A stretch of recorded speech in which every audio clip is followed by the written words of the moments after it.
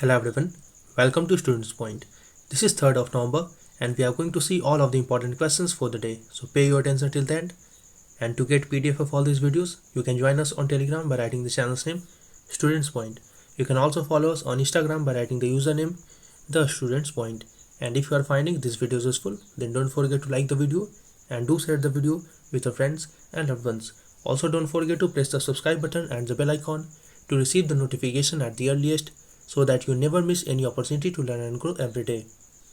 Now here is a question for the day and everyone has to answer this question in the comment section. The question is, a super typhoon that hit Philippines recently is named as. These are the options.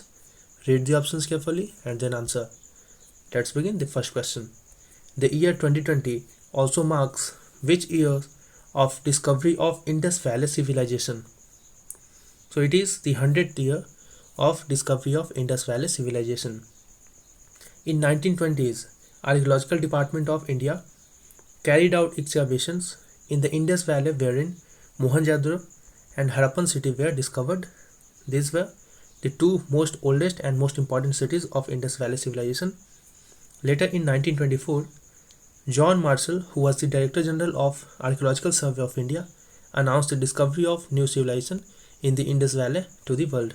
What was the news then? See, recently in a study conducted by Indian and Canadian archaeologists, they have found that the dairy products were being produced by the Harappans as back as 2500 BCE. And this finding reveals the earliest evidence of dairy production. How they found it? The results were based on molecular chemical analysis of residue in shards of pottery. These pottery were found at the archaeological site of Kotda, Bhadili in Gujarat. See, from here I got one thing in my mind. Last day when we have seen the statehood day for Karnataka, we have pronounced a word incorrectly. Actually it is Kannada. When we speak it like this, that it is Kannada, not Kannad.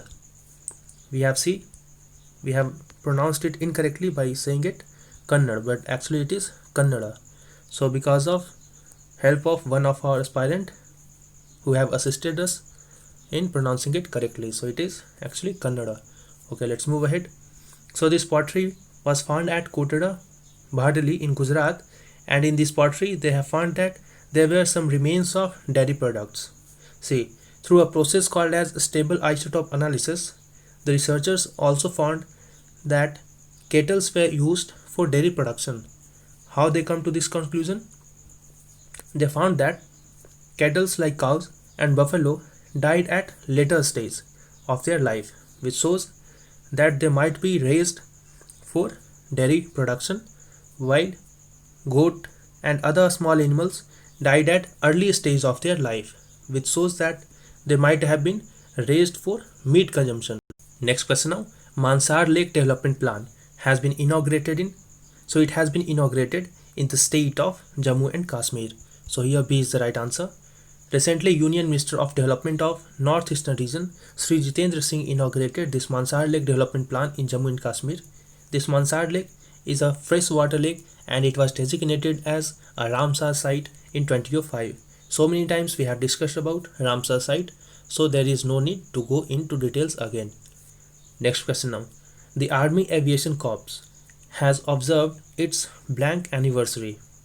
So it is the 35th anniversary of Army Aviation Corps.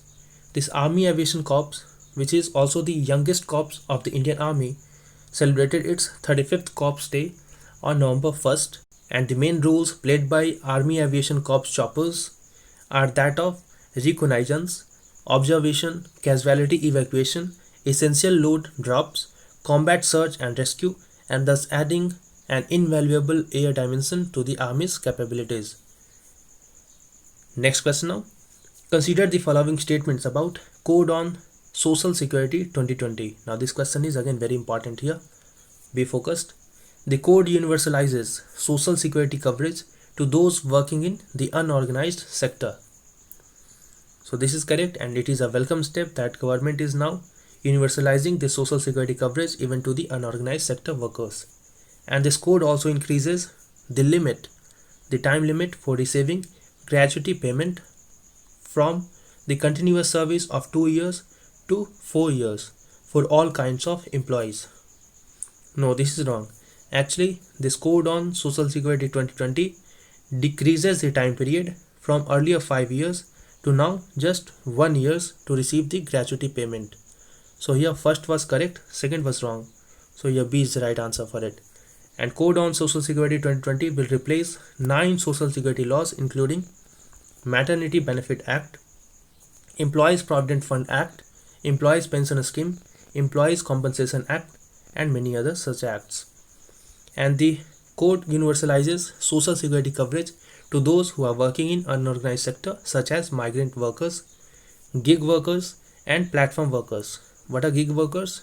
These are those workers who are working in jobs of temporary nature, while platform workers means a work arrangement outside of a traditional employer-employee relationship in which the organization or the individual use an online platform to access other organization or individuals to solve specific issues for exchange of some money. And for the first time, provisions of social security will also be extended to agriculture workers, and this code also reduces the time period for receiving gratuity payment from the continuous service of 5 years to 1 year for all kinds of employees, be it fixed term employees, contract laborers, daily and monthly wage workers. Next question, again very important. Which state topped in the governance performance in Public Affairs Index 2020? So it is the state of Kerala has topped this Public Affairs Index for governance performance. It has been followed by Tamil Nadu, Andhra Pradesh, Karnataka, and Goa ranked first in a small states category, followed by Meghalaya and Himachal Pradesh, while in category of union territories, Chandigarh has topped the list, followed by Puducherry and Lakshadweep, while UP, Odisha, Bihar stood at the bottom of the ranking. And when it comes to a smaller states or UTs, then it is Manipur, Delhi and Uttarakhand who have performed very poor in governance. So Delhi, despite being capital of the country, has performed so poor in the governance ranking. In fact, these three, Manipur, Delhi, Uttarakhand, received negative points. And Public Affairs Center, it is a Bangalore-based, data-driven, not-for-profit research think tank that works to improve the quality of governance in India. Next question, again very important. Consider the following statements about pre-matric scholarship scheme. Let's see. It is a centrally funded scholarship scheme for students in all states. So this is correct, and it helps students of minority communities including Muslims, Christians, Sikhs, Parsis, Jains and Buddhists from families with annual income below rupees 1 lakh. This is also correct. So here this data is important to remember, that the annual income of the family should be below 1 lakh. So here both of these options are correct. So C is the right answer. And students who are eligible to get this scholarship must score at least 50% in their class examinations. And scholarship is given in 2 tiers every year. The first one is to students who are studying in class 1 to class 5. They receive rupees 1000 per year, while students of class 6 to class 10 receive rupees 10,700 if they are hostler, and if they are outsider or day scholar, then they receive rupees 5,700. And recently an investigation has been conducted in which it has been found that the money meant for poor students under the pre-matric scholarship scheme in Jharkhand has been siphoned off and is not reaching the students. Next question. Consider the following statements about Bandhu. Let's see. It is a self-help website designed in conjunction with counselors at IIT Bombay along with external experts. This is correct, and it addresses challenges ranging from adjustment to college life, academic stress and mental health. So this is also correct. So here C is the right answer again. And the project Bandhu was initiated by alumni of class of 1992 as a part of their Silver Jubilee reunion in 2017.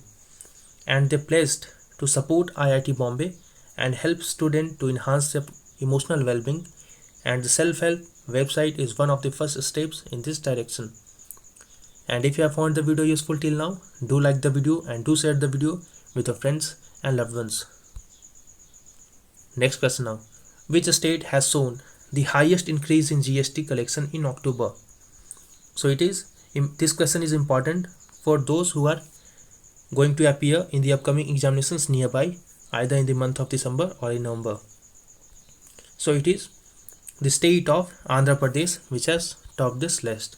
Andhra Pradesh and Chhattisgarh recorded the highest 26% growth in GST collections in October year-on-year basis, which means comparing October of 2019 to October 2020, followed by Jharkhand, which has shown increase of 23%, while Rajasthan has shown increase of 22%. And this GST revenue collected in October 2020 was rupees 1.05 lakh crore. And this 1.05 lakh crore is 10.25% higher than what was in 2019 and 10.1% higher than what was collected in September 2020.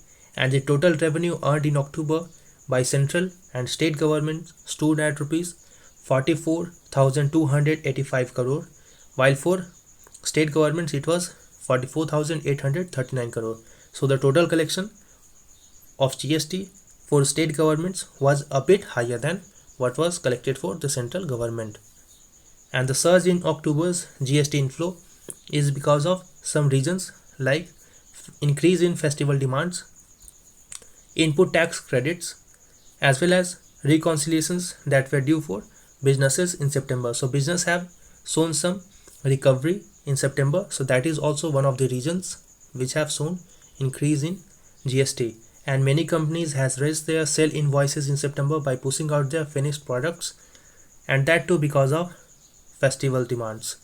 And they had planned it to do it March itself, but because of COVID lockdown, it has been extended to September. And this GST is a comprehensive multi-stage destination-based indirect tax that is levied on every value addition. And this GST is categorized into 3 different categories, which are central GST, state GST, and integrated GST. So I hope you find the video useful. Do like and do share the video. Subscribe and press the bell icon. We'll meet again in the next video. Until then, stay safe and thanks for watching.